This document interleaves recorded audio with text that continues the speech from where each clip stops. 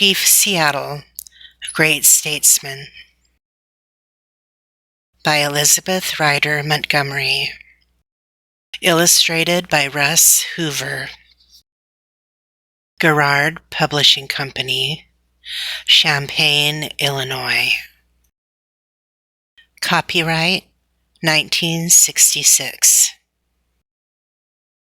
Alice Marriott and Carol K. Rocklin of Southwest Research Associates are consultants for Garrard Indian Books. Miss Marriott has lived among the Kiowa and Cheyenne Indians in Oklahoma and spent many years with the Pueblos of New Mexico and the Hopis of Arizona. First woman to take a degree in anthropology from the University of Oklahoma. She is a fellow of the American Anthropological Association, now working with its curriculum project. Miss Rocklin, also a fellow of AAA and of the American Association for the Advancement of Science, is a graduate in anthropology of Columbia University. She has done archaeological work in New Jersey and Indiana, and ethnological field work with Algonquin tribes of the Midwest. Suquamish Indians. Chief Seattle's people, the Suquamish, were one of the peaceable Puget Sound area tribes. They were part of the larger group of wealthy Pacific Northwest coast Indians. These Indians lived in large wooden houses along rivers and on bays. Food was plentiful. In the spring and summer, they went fishing and gathered enough berries and roots for the winter. During the long, mild winters, they planned elaborate ceremonies, carved fishing canoes and other objects, and wove blankets.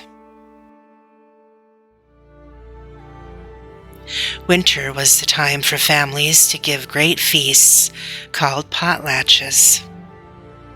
Guests were entertained by singing and dancing and were given many gifts. The most important family was the one giving the most gifts to its guests. Northwest Coast Indians were known for their wealth, their ceremonies, and handcrafts, and especially their potlatches.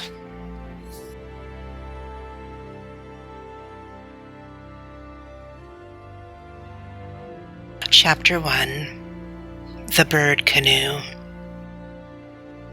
Little Seattle was as excited as all the rest of the Suquamish Indians.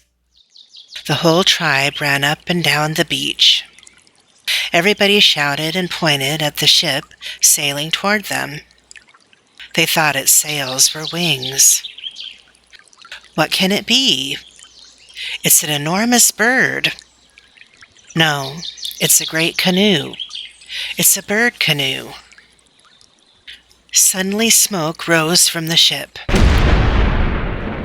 The Indians ran into the woods.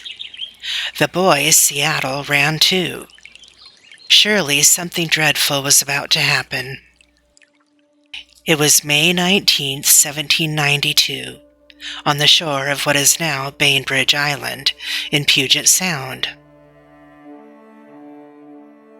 The Bird Canoe was Captain Vancouver's ship.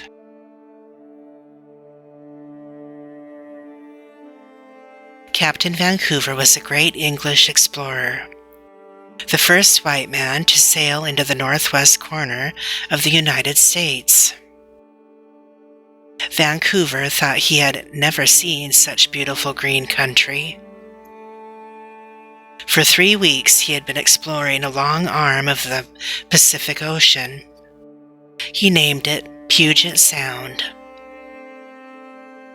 The shores of the Sound were lined with tall evergreen trees. Behind were snow-capped mountains. The Indians watched as the Bird Canoe stopped moving and folded its wings. Darkness fell. Seattle wondered if the ship would fly away in the night.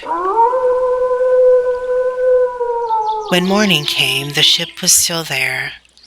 A small boat was lowered. Strange men came to the island. Seattle pressed close to his father, Chief Shviba. "They all paint themselves with light paint," he whispered. "That is not paint," Chief Shviba whispered back. "They are white men. Our medicine men foretold that white men would come to our shores." Exactly 300 years earlier, in 1492, Columbus had come to the eastern shores of America.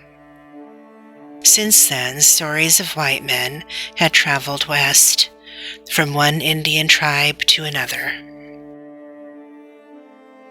The Suquamish chiefs went to meet Captain Vancouver. They talked to him with gestures. He gave them gifts.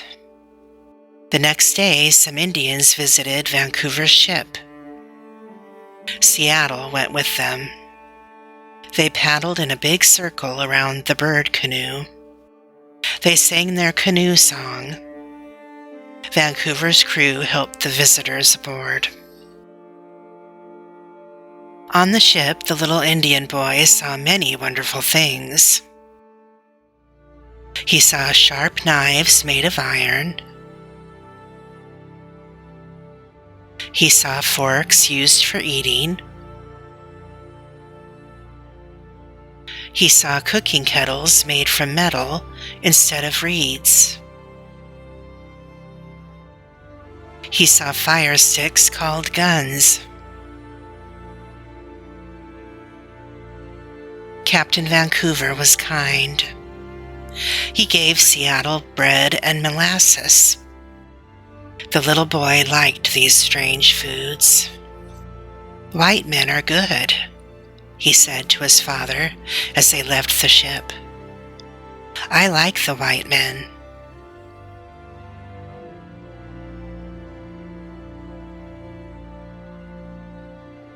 A week later, the ship sailed away. Seattle watched the Bird Canoe out of sight. He hoped he would see white men again.